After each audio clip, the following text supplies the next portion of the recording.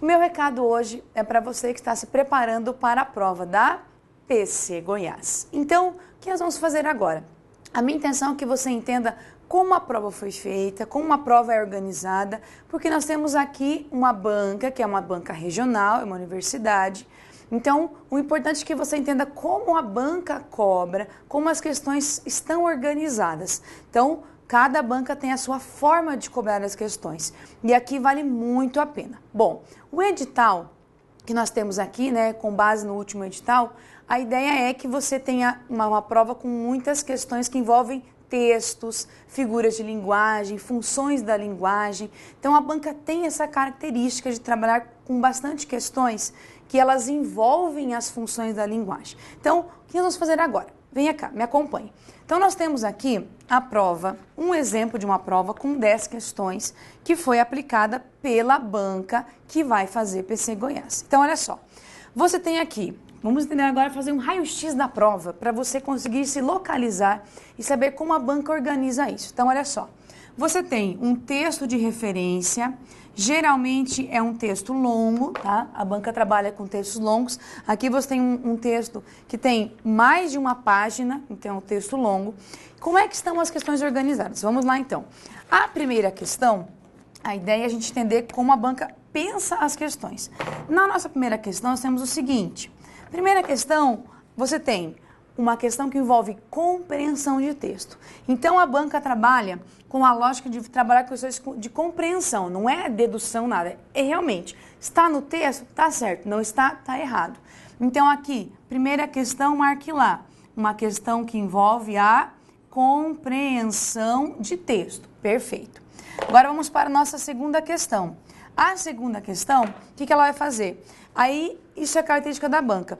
Ela pega partes do texto, por exemplo, aqui nessa prova nós temos assim, no 7º parágrafo. Então, aqui ela faz uma compreensão do texto como um todo, tá? De todo o texto. Perfeito. Aqui a banca faz uma compreensão, só que daí ela vai usar como referência apenas um parágrafo.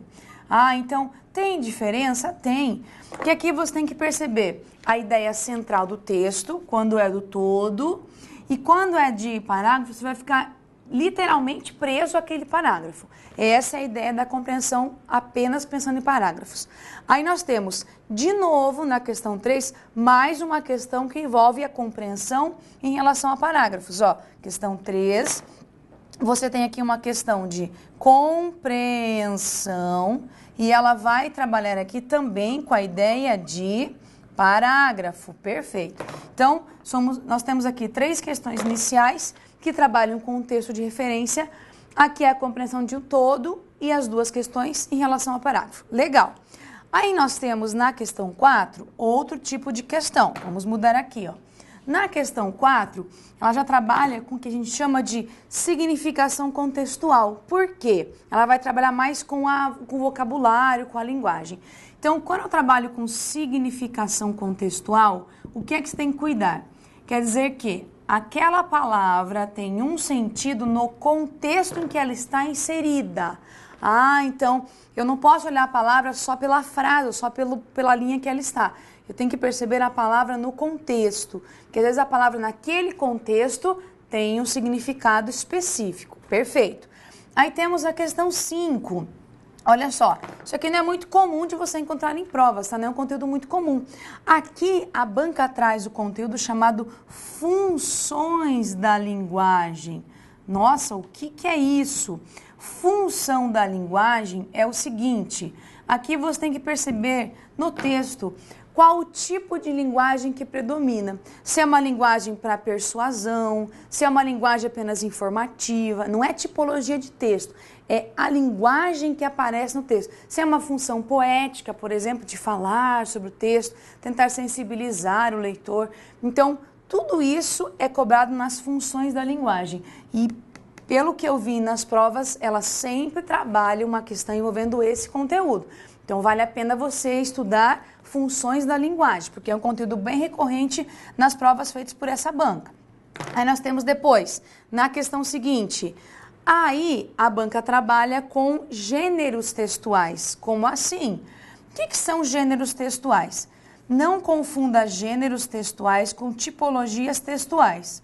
Tipologias são narração, descrição, dissertação. Gêneros textuais são formatos do texto. Aí eu vou ter carta do leitor, eu vou ter resenha crítica, eu vou ter bilhete, eu vou ter mensagem. Eu tenho vários gêneros textuais, charge. São gêneros, como é que o texto se apresenta, como ele foi construído. Então também tem que cuidar, porque é um tipo de questão bem comum que a banca trabalha também. Aí a questão 7, que nós temos aqui dessa prova, ela trabalha com conectivos, tá? Aqui ela vai trabalhar literalmente com a conjunção. Então, lógico, o que é que você tem que saber em relação à conjunção? Tem que saber identificar quais são as conjunções e saber o valor semântico, o sentido que tem a conjunção. Legal. Tá, terminamos aqui? Não. Aí nós temos também uma questão agora, a partir da questão 8, que ela vai trabalhar aqui em relação a adjetivo. Então, olha só, quer dizer que na questão 7 ela cobrou conjunção, e na questão 8 agora eu tenho adjetivo, especialmente a banca fala em função adjetiva. Ou seja, perceba que a morfologia aqui é uma coisa bem importante. A banca trabalha muito com a morfologia. Legal. E a questão 9? A questão 9, o que ela vai trabalhar com você aqui? Na questão 9 você tem o seguinte, que também não é muito comum você ter em provas de grandes concursos. Ele fala muito em relação a como o texto foi construído e amarra funções de linguagem com formatos do texto, ela faz uma mistura aqui, ó. Então ela vai trabalhar aqui, por exemplo, noção de intertexto, de intratexto, metatexto. Então aqui você vai ter, eu não consigo trabalhar com um tipo só de formatação, então a gente vai trabalhar de novo com a ideia da função, tá? Da forma como o texto é apresentado, principalmente relacionado à linguagem. Então quer dizer que vale a pena eu estudar funções da linguagem? Vale sim. E a última questão aqui desta prova, que é a questão 10, aí você tem o seguinte, basicamente é sintaxe. Aqui você tem o conteúdo que a gente vai chamar de termos da oração, ou seja, aqui a banca vai cobrar de você noção de sujeito, predicado, complemento verbal, que é a parte mesmo que nós temos em relação a termos da oração. Então, vamos fazer um raio-x aqui. Olha só, de 10 questões, se você for pontuar bem certinho, nós temos 3 questões que envolvem compreensão do texto. Então, é importante que você tenha esse cuidado. Como é que eu faço uma questão de compreensão de texto? O ideal é que você, antes de ler o texto, leia as questões que estão amarradas à compreensão. Aí, quando você lê o texto, você já viu um pouco, já sabe um pouquinho, já leu algumas partes, tem algumas palavras de que você vai lembrar. Então, você depois lê o texto. Aí, nós trabalhamos depois significação contextual, função da linguagem e gêneros textuais. E na 9, de novo, função e forma da linguagem. Ou seja, de toda a prova, questões que envolvem morfologia e sintaxe, nós temos 3. Uma de conjunção, uma de adjetivo, uma de termos da oração. Então, então é fácil? Não é fácil. É uma prova que ela exige muita atenção. Que quando a prova ela é pautada em gêneros textuais, que é uma característica de provas feitas por algumas universidades, você vai ter, às vezes, questões bem ambíguas, assim, que você olha, nossa, dá tudo certo, parece que tudo é resposta. Isso acontece bastante quando você tem questões pautadas em gêneros textuais. Então, não se engane. É fácil a prova. Não é. Como é que eu posso, então, treinar para uma prova dessa e me dar bem? Aqui você tem que fazer o quê? Fazer muita questão. Olha só, você pensa assim, tá, e agora? Eu faço o quê? É fácil? Não vou mais estudar muito? Não. Dica agora, bem importante. Baixe as questões que você tem da banca, tente resolvê-las e faça esse raio-x que eu estou passando aqui para você entender como as questões são elaboradas, perceber como a banca usa a linguagem, como que ela pensa tudo isso. Então vamos lá. Então nós temos aqui uma questão que envolve a compreensão do todo. Como é que você faz isso? Não pode ficar preso a uma parte do texto. Se o enunciado da questão falou assim, defende no texto a ideia de que, Ou seja, você tem que olhar o que é mais importante, o que predomina no texto, o que é mais relevante.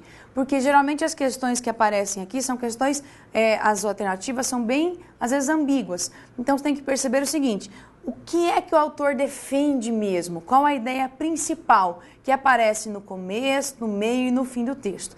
Então esse texto aqui, a princípio, o que ele fala? Ele fala sobre, o título dele, você tem que perceber isso, é Paz como equilíbrio do movimento. Então o título já te dá um pouquinho de indícios, ele quer falar sobre paz, ele quer definir o que é paz e tudo mais. E a questão fala assim, então defende-se no texto a ideia de que a vida surgiu a partir de um momento de estagnação de inércia da matéria. B, o universo deve ser entendido como um agrupamento estático de todos os seres existentes.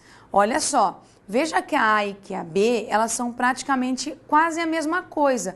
As duas falam da ideia de ser algo estático, de estagnação. Opa, se elas são muito parecidas, quer dizer que elas não podem ser respostas, senão você teria duas respostas possíveis. Então a A e a B já ficam praticamente descartadas. Na C, as coisas não são estáticas, fato que condiciona a sua evolução. Então olha só, se eu falo paz como equilíbrio do movimento, claro que é legal que você leia o texto antes para perceber isso. O texto defende de que tudo que existe não pode ser estático, tem que sim existir o movimento, a mudança para que ocorra a evolução. É isso que ele mostra aqui. E na D, a razão simbólica é suficiente. Não. Ele fala, por exemplo, para garantir o equilíbrio do universo. Não. O texto mostra que para que se consiga algo, é preciso que exista sempre evolução, mas que exista equilíbrio em tudo que se faz. Então, tem que haver um movimento constante, mas também tem que haver um equilíbrio nesse movimento. Então, é isso que ele mostra aqui, que é a letra C. Como é que eu percebo isso? Lendo o texto e percebendo a ideia que norteia. É como se fosse um esqueleto, sabe? Você tem lá, o que eu vejo que passa em todos os parágrafos, que é comum a todos eles. Aí você faz uma questão que envolve compreensão. Legal? Olhem agora. A 2 e a 3 são questões que envolvem parágrafos. Então, o que você faz? A banca colocou assim, ó, no 7º parágrafo, tem-se a ideia de que a justa medida. O que você vai fazer? Você vai ler o parágrafo de novo, para você ficar bem, você vai olhar só para aquele parágrafo. Não vai olhar o texto de novo, só aquele pedacinho. Você lendo de novo o 7º parágrafo, você vai perceber que, olha a letra A. A justa medida consiste no uso consciente das potencialidades naturais e sociais de maneira a não esgotá-las. Perfeito, é isso que ele defende. Olha só, nós temos a parte assim inicial, ele fala assim, ó, no 7º parágrafo. A justa medida consiste na capacidade de usar potencialidades naturais, sociais e pessoais, de tal forma que elas possam durar o mais possível e possam, sem perda, se reproduzir. Então realmente eu tenho o que está na questão aqui, que é a letra A, que é consiste no uso consciente das potencialidades naturais e sociais de maneira a não esgotá-las. Então realmente a ideia do 7º parágrafo sobre a justa medida é o que está na letra A. Então você volta ao parágrafo. Aí a questão 3 de novo, e ela trabalha com o último parágrafo do texto. Ele fala o seguinte, começando aqui o texto.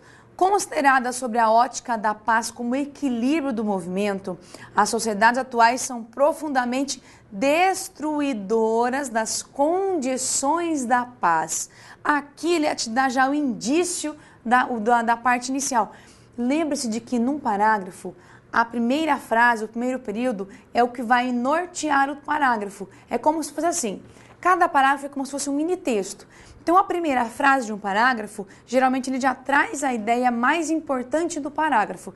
Aí você vai perceber que depois, aqui ele vai dando exemplos de situações, por exemplo, em que houve realmente essa ideia de destruição, porque ele afirma que as sociedades atuais são destruidoras das condições de paz. Aí a questão, você vai perceber na questão 3, a letra D.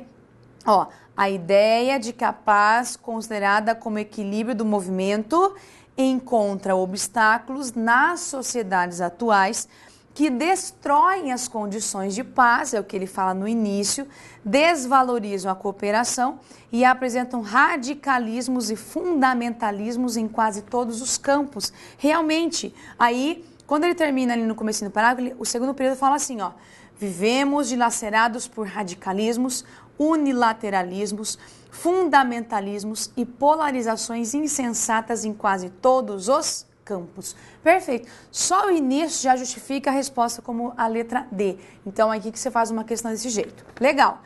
Aí na 4, você faz o seguinte, eu tenho a significação contextual. Tá, vamos lá, tá assim, ó. No trecho, a felicidade desta definição reside no fato de que se ajusta à lógica do universo e de todos os processos biológicos. Isso aqui são linhas 3 e 4. A expressão em destaque pode ser substituída sem prejuízo de sentido por. Para isso, o que você vai fazer? Linhas 3 e 4, você vai ler toda a parte anterior a isso, o parágrafo onde está essa parte, que daí o parágrafo te dá essa noção. Olha só. Como definir a paz? Primeira linha. Desde a antiguidade, encontramos muitas definições. Todas elas possuem suas boas razões e também seus limites. Privilegiamos uma por ser extremamente sugestiva. A paz é o equilíbrio do movimento.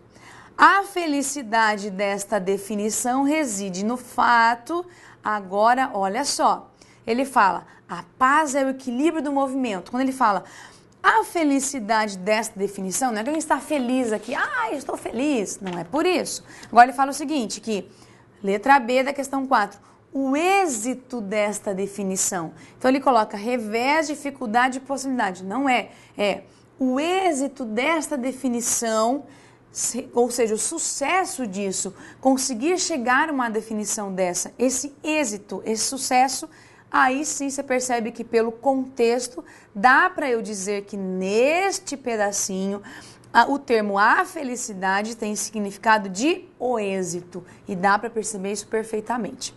Na questão 5, ele traz funções da linguagem. Agora eu vou te dar uma dica aqui, ó. Função, letra A. Ele fala assim, qual função da linguagem predomina no texto? O que é predomina? Que mais aparece, que fica em evidência, que te dá isso como algo que aparece muito, bastante. Então é assim, função conativa, referencial, emotiva e poética. Marque lá. Função conativa é assim, por exemplo, você quer convencer alguém de alguma coisa. Isso é muito característico de textos publicitários, principalmente quando é propaganda. Por exemplo, você quer convencer alguém, não perca, última oferta, está acabando o prazo, estão acabando os produtos. O que você tem aqui? Uma função conativa, ela vai ter a ideia de imperativo. Aparece demais verbos no imperativo. Então, faça, não perca, última chance, venha, confira, aproveite. Isso é a função conativa. Então, você vai perceber que no texto ele não quer fazer isso, né? Ele quer convencer alguém usando o verbo no imperativo, usando essa lógica de convencimento. Então, não é. Na letra B, função referencial. Função referencial é assim. Você privilegia o assunto. O assunto, a mensagem, a ideia fica em evidência.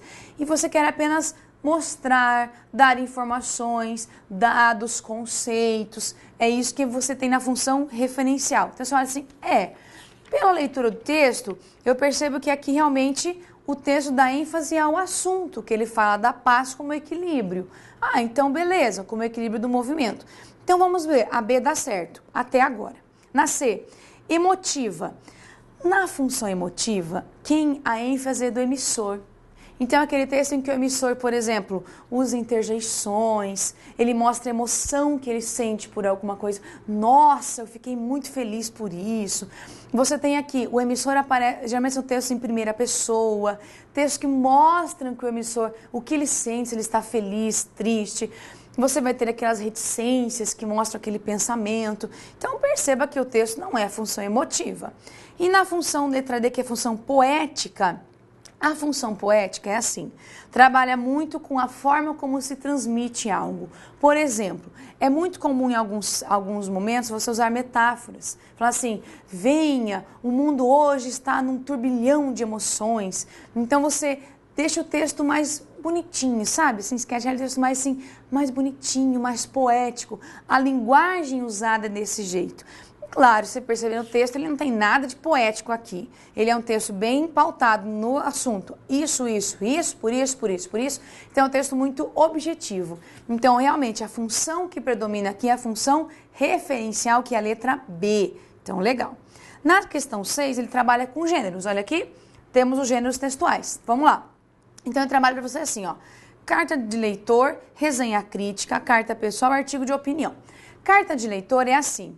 Você, por exemplo, escreve para alguém, geralmente escreve para um jornal, para uma revista, e dá o seu parecer, fala o que você quiser, se quiser dar opinião sobre alguma coisa, se você quiser, por exemplo, comentar o que aconteceu, quer comentar uma reportagem feita numa revista. Então, aqui não é carta de leitor. A carta tem aquela capacidade de você ter um vocativo, alguém que assina, então não é carta de leitor.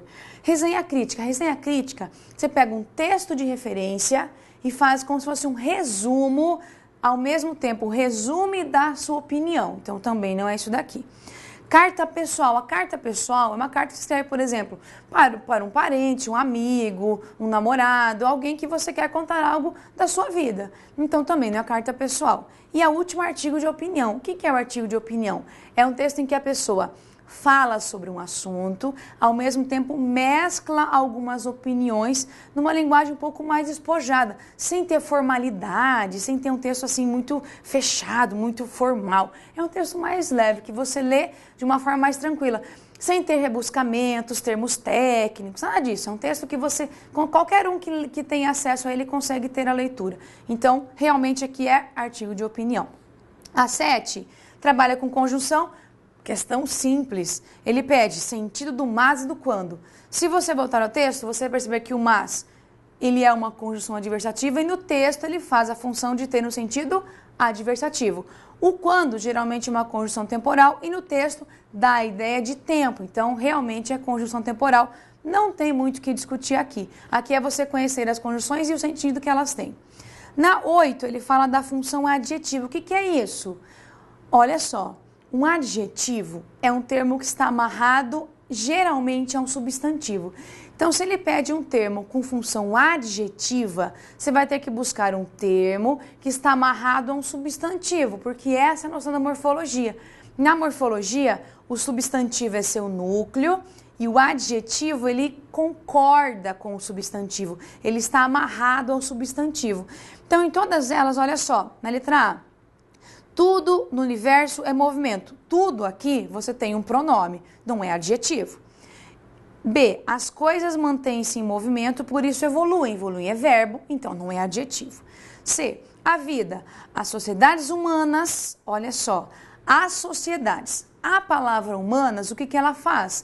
Ela dá para você uma característica das sociedades. Então você tem as sociedades humanas. Legal. Então, aqui eu tenho um adjetivo perfeitamente. E letra D, desde a antiguidade encontramos muitas definições. Definições é um substantivo. Então, a 8 só sobra a letra C mesmo.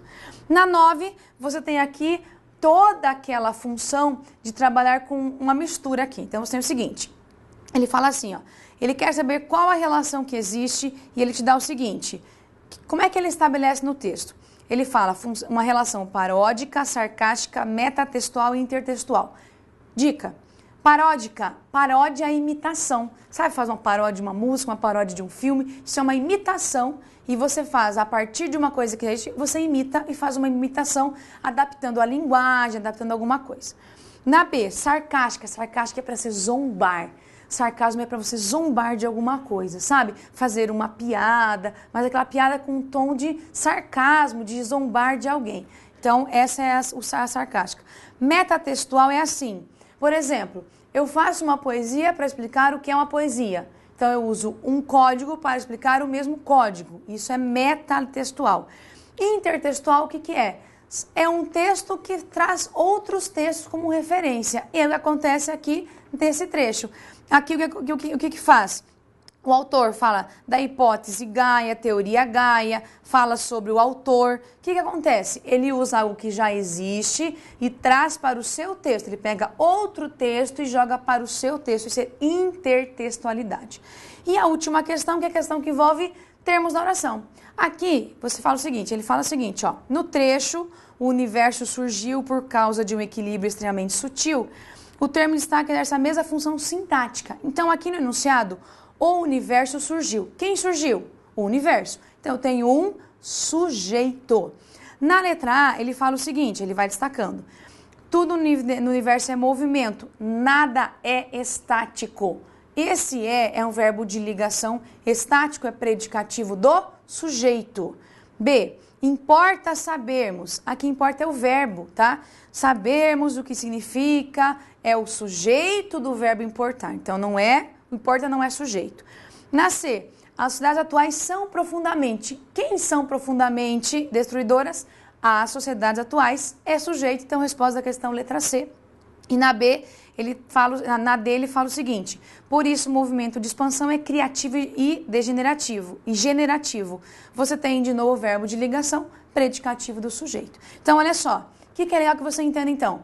Nas questões que envolvem essa banca, é importante que você entenda que a banca ela faz uma mescla, mas a base dela geralmente é trabalhar com compreensão de texto e trabalhar com figuras e funções da linguagem. Então fique atento muito a isso, que é o que você tem que ter como foco. Mas, lógico, questões que envolvem morfologia e sintaxe fazem toda a diferença. Porque você conseguir acertar uma questão dessas é uma questão difícil, porque ela envolve muito conhecimento bem pontual, que é de gramática. Então, dica, estude, resolva muita questão, eu tenho certeza que você vai estar bem nessa prova.